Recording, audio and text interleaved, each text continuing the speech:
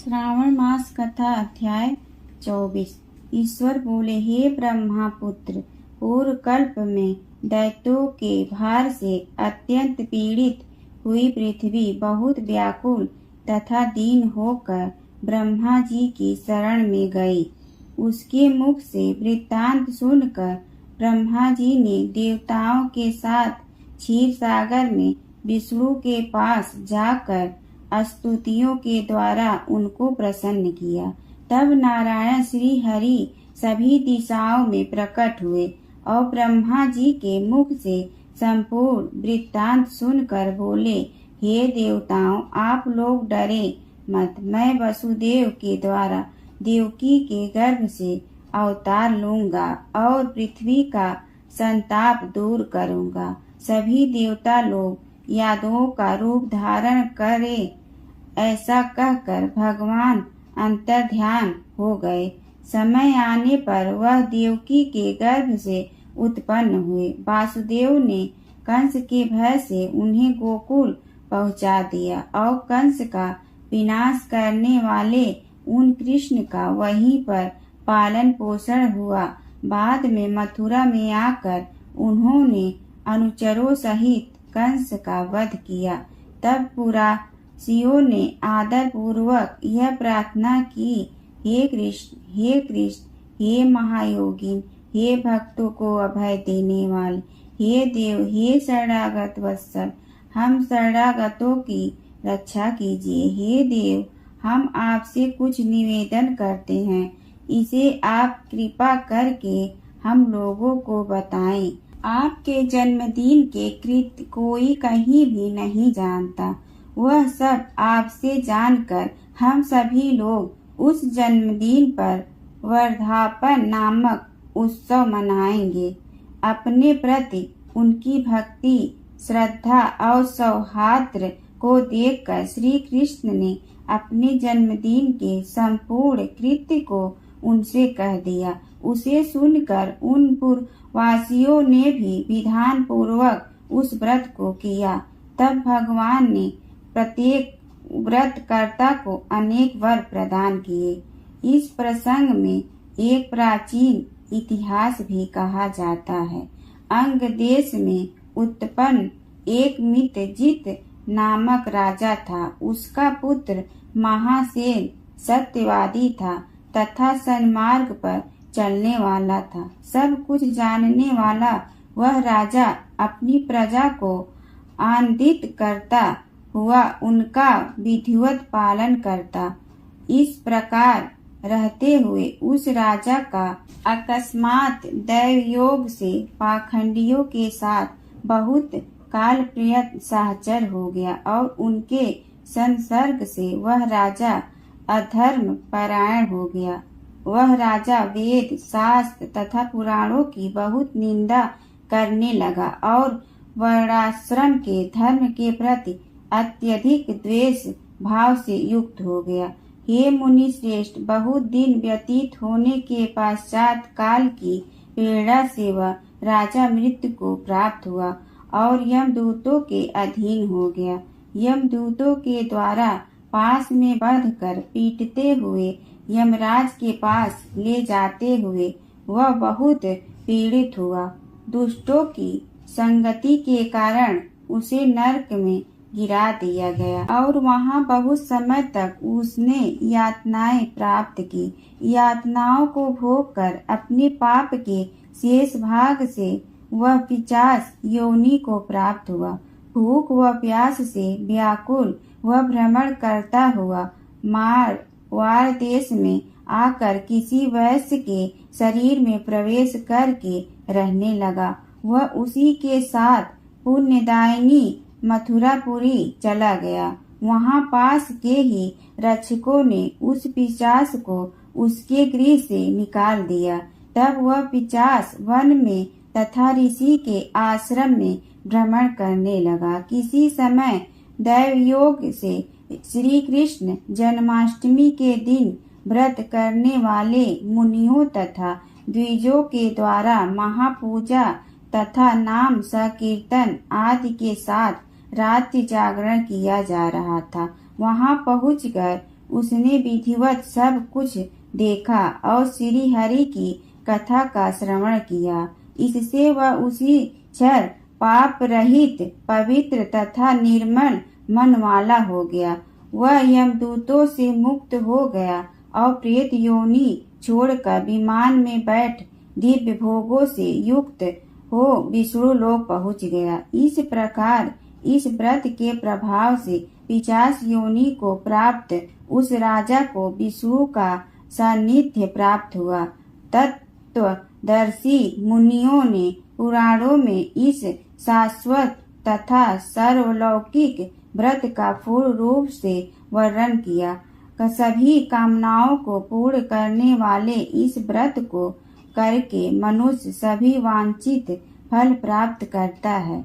इस प्रकार जो कृष्ण जन्माष्टमी के दिन इस शुभ व्रत को करता है वह इस लोक में अनेक प्रकार के सुखों को भोग कर शुभ कामनाओं को प्राप्त करता है। ये ब्रह्मपुत्र वहाँ बैकुंठ में 1 लाख वर्ष तक देव विमान में आसीन होकर नाना विविध सुखों का उपभोग करके अवशिष्ट पुण्य के कारण इस लोक में आकर सभी ऐश्वर्यों से समृद्ध तथा सभी अशुभों से रहित होकर महाराजाओं के कुल में उत्पन्न होता है।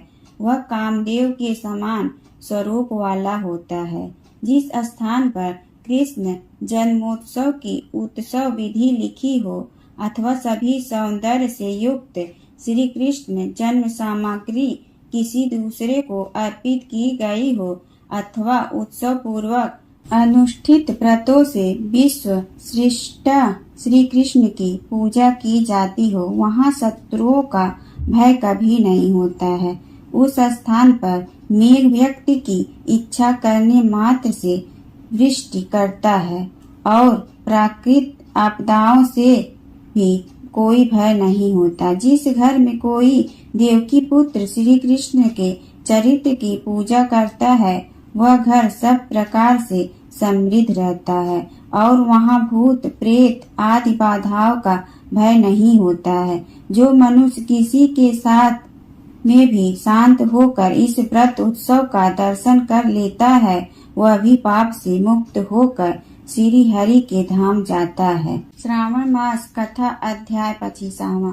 ईश्वर बोले, हे मुनि श्रेष्ठ, अब मैं उत्तम पिठोरी व्रत का वर्णन करूंगा। सभी संपदाओं को प्रदान करने वाला यह व्रत श्रावण मास की अमावस्या को होता है। जो यह घर है वह सभी वस्तु मात्र का अधिष्ठान है, इसलिए इसे पीठ कहा गया है और पूजन में वस्तु मात्र के समूह को आर कहते हैं। अतः हे मुनीश्वर, इस व्रत का नाम इसलिए पिठोर है। अब मैं उसकी विधि कहूँगा, सावधान पूर्वक सुनिए। दीवार को ताम्रवर्ण, कृष्णवर्ण अथवा श्वेतवर्ण धातु से पोतना चाहिए। अगर ताम्रवर्ण से पोता गया हो तो पीले रंग से, कृष्णवर्ण से पोता गया हो तो श्वेत रंग से और श्वेत वर्ण से पोता गया हो तो कृष्णवर्ण से चित्र बनाना चाहिए अथवा श्वेत पीत से, लाल से, काले या हरे वर्ण से चित्र बनाएं। मध्य में पार्वती सहित शिव की मूर्ति अथवा शिवलिंग को बनाकर विस्तृत दीवार पर संसार की अनेक चीजों का चित्र बनाएं। चतुशाला सहित रसोई घर, देवालय, शयन घर, 7 खजाने, स्त्रियों का अंतःपुर जो महलों तथा अट्टालिकाओं से सुशोभित तथा साल के वृक्षों में मंडित हो, चूने आदि से दृढ़ता से बंधे पाषाणों तथा ईंटों से सुशोभित हो और जिसमें विचित्र दरवाजे, छत तथा क्रीड़ा स्थान हो, इन सभी को चित्रित करे।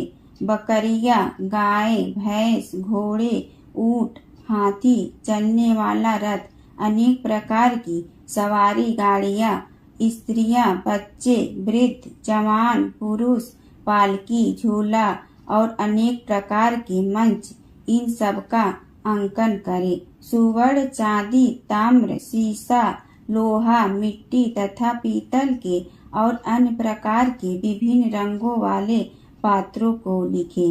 शयन संबंधित जितने भी साधन हैं, चारपाई, पलंग, बिस्तर, तकिया आदि, बिल्ली, मैना, अन्य और भी शुभ पक्षी, पुरुषों तथा स्त्रियों के अनेक प्रकार के आभूषण, बिछाने तथा ओढ़ने के जो वस्त्र हैं, यज्ञ के जितने भी पात्र होते हैं, मंथन के लिए 2 स्तंभ व 3 रस्सियां, दूध, मक्खन, दही, तकर, छाछ, घी, तेल, तिल, इन सभी को दीवार पर लिखें। गेहूं, चावल, अरहर, जौ, मक्का, वार्तानल एक प्रकार का अन्न होता है। चना, मसूर, कुल्थी, मूंग, कांगनी, तिल, कोदो, कातसी नामक अन्न, सावा, चावल, उड़द, ये सभी धान्य वर्ग भी अंकित करें। सील, लोढ़ा, चूल्हा, झाड़ू, पुरुषों व स्त्रियों के सभी वस्त्र, बांस व तिड़ के बने हुए सूप आदि, ओखली, मूसल, गेहूं आदि पीसने तथा अरहर आदि दलने के लिए 2 यंत्र, चाकी तथा दरैता, पंखा, चंवर, छत्र, जूता, 2 खड़ाऊ, दासी, दास, नौकर, पोष्य वर्ग, तीड़ आदि पशुओं का आहार, धनु, बाण, शतधनी एक प्रकार का अस्त्र, खड़ग, भाला, बर्छी, ढाल, पास, अंकुश, गदा, त्रिशूल, भिंदीपाल, तोमर, मूत्र, फरसा, पटिश, भूसुंडी, परिघ, चक्रयंत्र आदि, जलयंत्र, दवात, लेखनी, पुस्तक, सभी प्रकार के फल, छुरी, कैंची, अनेक प्रकार के पुष्प, बिल्वपत्र, तुलसी दल, मसाल, दीपक तथा दीवट आदि, उनके साधन, अनेक विध खाने योग्य शाक तथा पकवानों के जितने भी प्रकार हैं, उन सभी को लिखना है। जो वस्तुएं यहाँ नहीं बताई गई हैं, उन सब को भी दीवार पर लिखना है, क्योंकि यहाँ पर सभी कुछ लिखना संभव नहीं है, क्योंकि एक एक पदार्थ के सैकड़ों तथा हजारों भेद हैं और मैं कितना कह सकता हूँ। 16 उपचारों से इन सभी का पूजन होना चाहिए। पूजन में अनेक प्रकार के गंध, द्रव्य, पुष्प, धूप तथा चंदन अर्पित करें। ब्राह्मणों, बालकों तथा सौभाग्यवती स्त्रियों को भोजन कराएं। उसके बाद पार्वती सहित शिव से प्रार्थना करें, मेरा व्रत संपूर्ण हो। हे सांब शिव, हे दया सागर, हे गिरीश, हे चंद्रशेखर, इस व्रत से प्रसन्न होकर आप हमारे मनोरथ पूर्ण करें। इस प्रकार 5 वर्ष तक व्रत करके बाद में उद्यापन कर देना चाहिए। इसमें घृत तथा बेल पत्रों से शिव मंत्र के द्वारा होम होता है। एक दिन अधिवासन करके सर्वप्रथम ग्रह होम करना चाहिए। आहुति की संख्या 1008 अथवा 108 होनी चाहिए। हे वत्स, उसके बाद आचार्य की पूजा करें और भूयसी दक्षिणा दे। उसके बाद व्यक्ति इष्ट बंधु जनों तथा कुटुंब के साथ स्वयं भोजन करे। ऐसा विधान किए जाने पर मनुष्य सभी कामनाओं को प्राप्त कर लेता है। इस लोक में जो जो वस्तुएं उसे परम अभीष्ट होती हैं, उन सभी को वह पा लेता है। हे वत्स, मैंने आपसे इन उत्तम पिठोरी व्रत का वर्णन कर दिया। इस व्रत के समान सभी मनोरथों तथा समृद्धियों को प्रदान करने वाला और शिव जी की प्रसन्नता करने वाला न कोई व्रत हुआ है और न तो होगा। मनुष्य इस व्रत में दीवार पर जो जो वस्तु बनाता है, उसको निश्चित रूप से पा लेता है।